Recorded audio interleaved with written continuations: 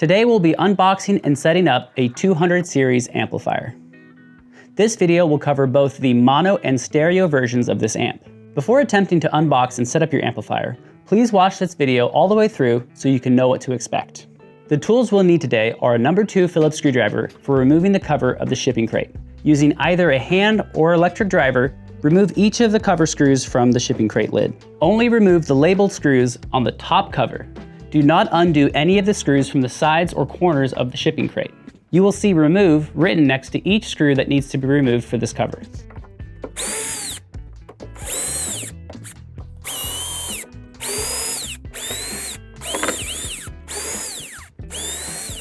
After the screws are removed, you can simply lift the cover off the crate.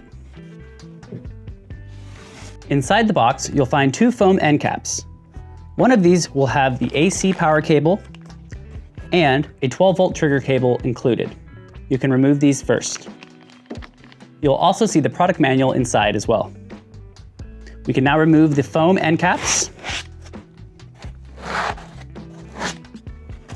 and set these aside. At this point, the amp is ready to be picked up out of the crate. We recommend using at least 2 people to do so and exercise safe lifting practices. Before removing the amp, go ahead and open up the protective plastic film.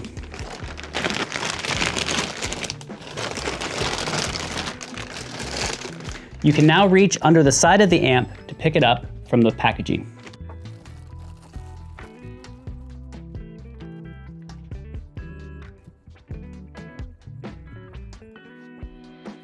When installing the amp on an audiophile rack, if the rack is too short to support the 4-foot configuration, there is also an available 3-foot configuration that makes the overall shelf depth much shorter.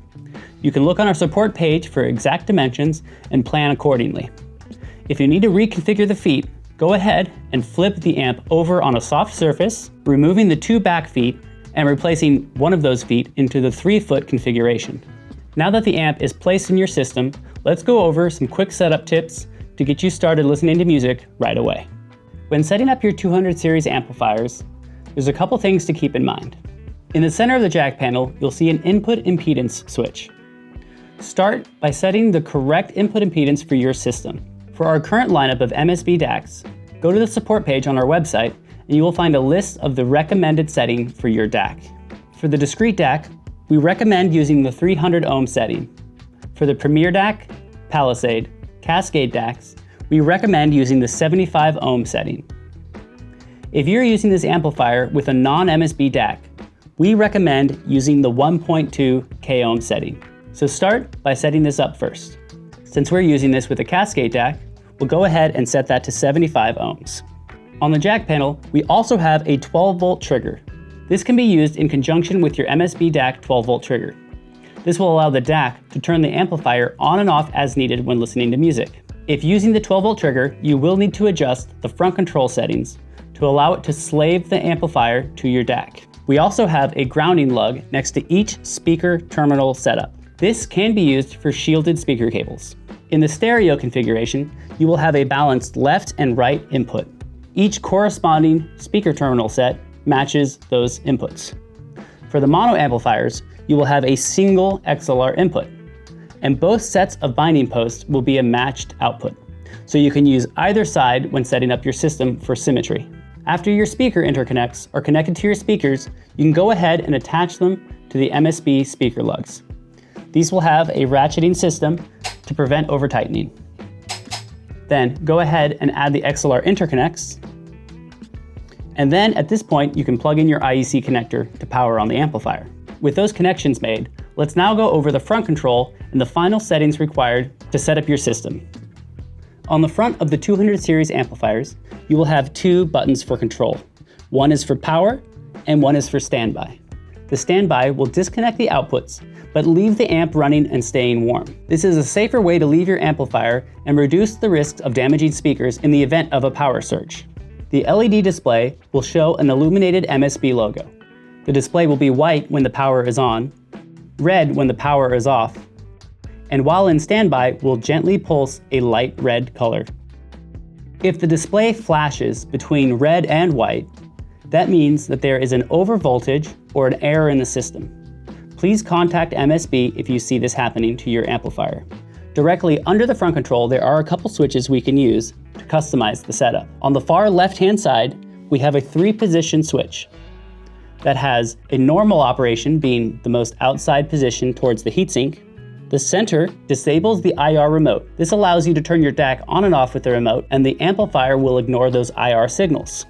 If you move it all the way to the center, it is then in the slave mode for the 12-volt trigger when connected to your DAC. So if you're trying to make your system work together as a complete system, that is a great way to make it easy to turn on and off as needed. Directly under the center of the display is a brightness wheel.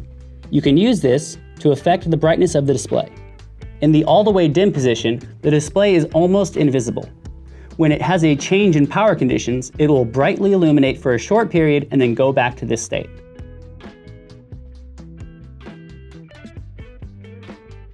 If it appears your amplifier is not turning on, this is something worth checking to make sure it's not just a very dim display. On the right-hand side of the amplifier is a 3-position switch. The innermost position is standard. If you put it to the center position, it delays the startup of the amplifier slightly. So if you're firing up mono amplifiers, this is a great way to stagger the AC turn-on and the inrush current of your system. In the far outside position is a third, even longer delay. This is used for systems with more than 2 amplifiers. If the startup delay is not a concern for you, you can leave it in the original position that you found the amp.